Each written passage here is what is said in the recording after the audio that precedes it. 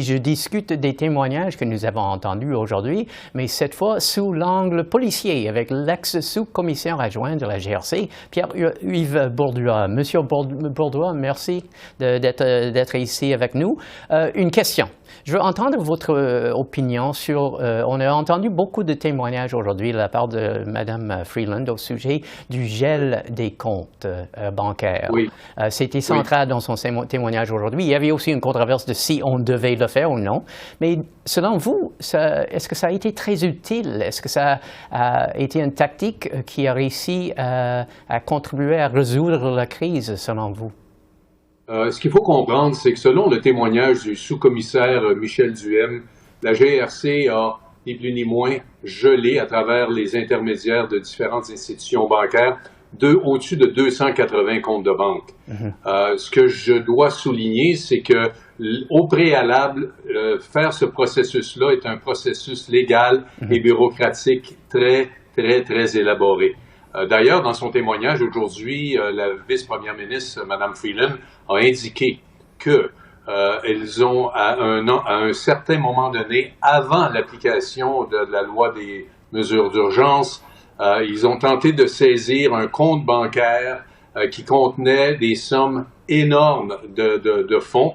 Et lorsque le processus normal a eu lieu, ils sont retournés à l'institution bancaire. Le compte avait été complètement dilapidé et c'était un compte qui appartenait à un des organisateurs du convoi. Donc, dans ce contexte-là, il est certain que la loi sur les mesures d'urgence a permis d'accélérer le processus et je dois aussi vous avouer que en regardant un reportage la veille du 18 février, alors que les forces de l'ordre sont rentrées pour libérer le centre-ville, il y avait des camionneurs qui quittaient et lorsque les journalistes leur posaient la question, la réponse était très simple. Ma carte de crédit ne fonctionne plus et mon épouse m'a appelé pour m'aviser que nos comptes bancaires avaient été gelés. Donc, ça a eu un impact important sur le dénouement de l'occupation du centre-ville de la ville d'Ottawa.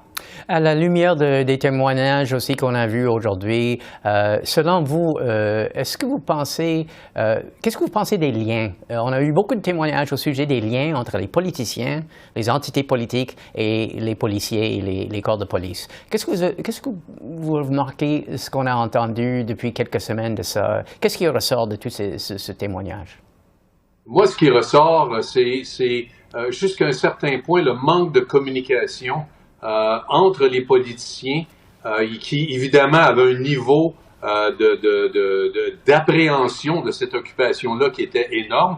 D'ailleurs, Mme Freeland a souligné dans son témoignage aujourd'hui qu'elle recevait des pressions énormes du côté américain, puisqu'il y avait des conséquences économiques, et on parle de milliards de dollars.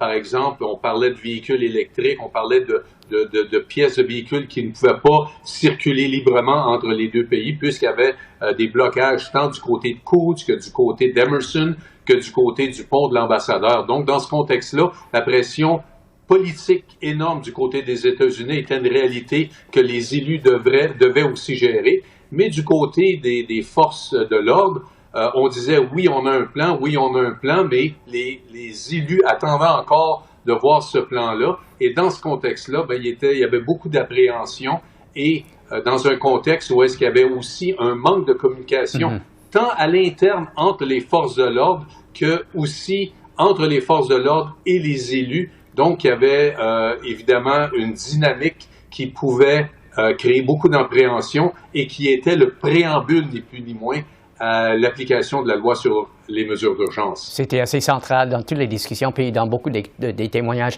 Je veux soulever quelque chose avec vous, parce que c'est quelque chose qui est un peu relié, mais en même temps, c'est un peu indépendant, mais c'est l'avenir de la commissaire de la GRC, Brenda Lucki.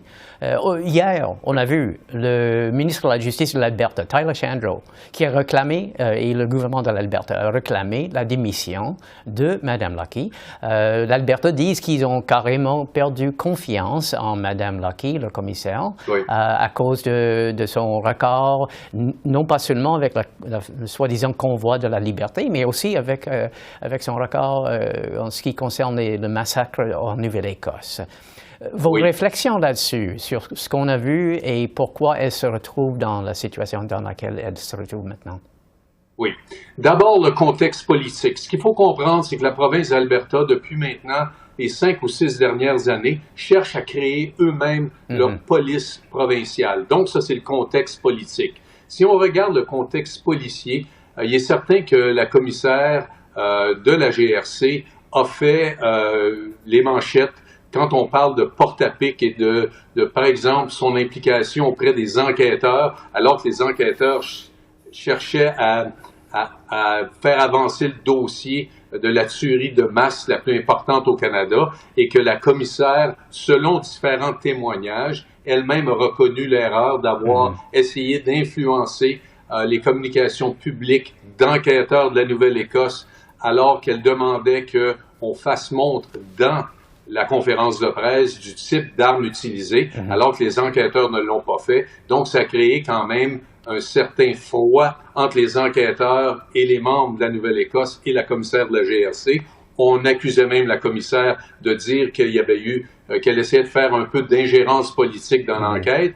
Et évidemment, ça, c'est un volet. Mais récemment, devant la commission Rouleau, la commissaire elle-même a reconnu qu'elle n'a pas avisé les hauts dirigeants, les hauts bureaucrates et le cabinet la veille du 14 février, la date de la promulgation de la loi sur les mesures d'urgence. Elle ne les a pas avisés qu'il y avait un plan en place pour justement mettre fin à cette occupation-là du centre-ville d'Ottawa. Donc, il y a certains éléments à l'intérieur de ça qui fait que la commissaire est dans une situation délicate, précaire, et que, évidemment, il y a du questionnement qui se pose quant à son avenir auprès des membres de la GRC. OK. C'est certain qu'on regarde ça avec beaucoup d'intérêt. Pierre-Yves Bordua, l'ex-sous-commissaire adjoint de la GRC, merci beaucoup.